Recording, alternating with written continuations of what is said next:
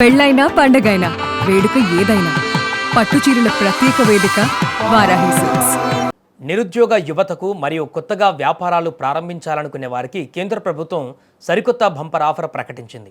దేశ పారిశ్రామిక రంగాన్ని ప్రపంచ స్థాయికి తీసుకువెళుతూ లక్షలాది మందికి ఉపాధి కల్పించడమే లక్ష్యంగా కేంద్రం భారత్ ఔద్యోగిక్ వికాస్ యోజన, క్లుప్తంగా చెప్పాలంటే భవ్య అనే సరికొత్త స్కీమ్ను లాంచ్ చేసింది.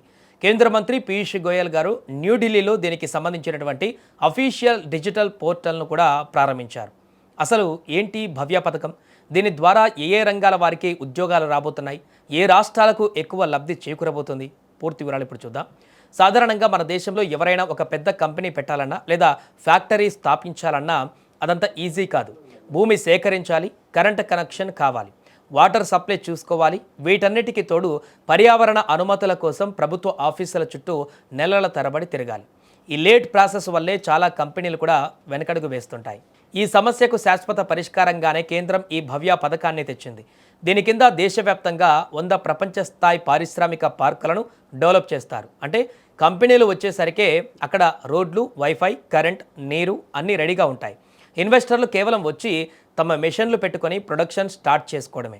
దీన్నే ప్లగ్ అండ్ ప్లే మోడల్ అంటారు. దీనివల్ల వందల కంపెనీలు ఇండియాకు క్యూ కట్టడం ఖాయంగా కనిపిస్తోంది. భవ్య పథకంలో ఉన్న అత్యంత ఆసక్తికరమైన అంశం ఏంటంటే ఇది పోటీ విధానం ఆధారంగా పనిచేస్తుంది. కేంద్ర ప్రభుత్వం ఏ రాష్ట్రానికో పక్షపాతంగా ఈ పార్కులను కేటాయించదు.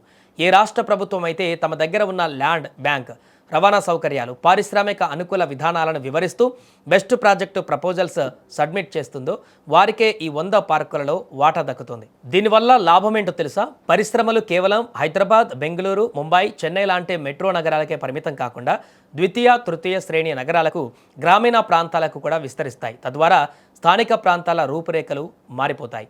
ఇప్పుడు యువతకు వచ్చే అతిపెద్ద ప్రశ్న, మాకు ఉద్యోగాలు ఎలా వస్తాయి? భవ్య పథకం యొక్క అల్టిమేట్ గోల్ భారీ స్థాయిలో ఉపాధి కల్పన. ఈ 100 ఇండస్ట్రియల్ పార్కులలో కేవలం లేబర్ ఉద్యోగాలు కాదు, చదువుకున్న ప్రతి ఒక్కరికి వారి అర్హతను బట్టి జాబ్స్ వస్తాయి. Technical and engineering, ITI, diploma, BTech చదివిన వారికి ప్రొడక్షన్, మెయింటెనెన్స్, క్వాలిటీ కంట్రోల్ విభాగాలలో ఉద్యోగాలు వస్తాయి. Number 2 management and admin, degree, MBA చేసినటువంటి వారికి హెచ్ఆర్, ఫైనాన్స్, మార్కెటింగ్, లాజిస్టిక్స్ మరియు సప్లై చైన్ మేనేజ్మెంట్లో అద్భుతమైన కెరీర్ ఉంటుంది.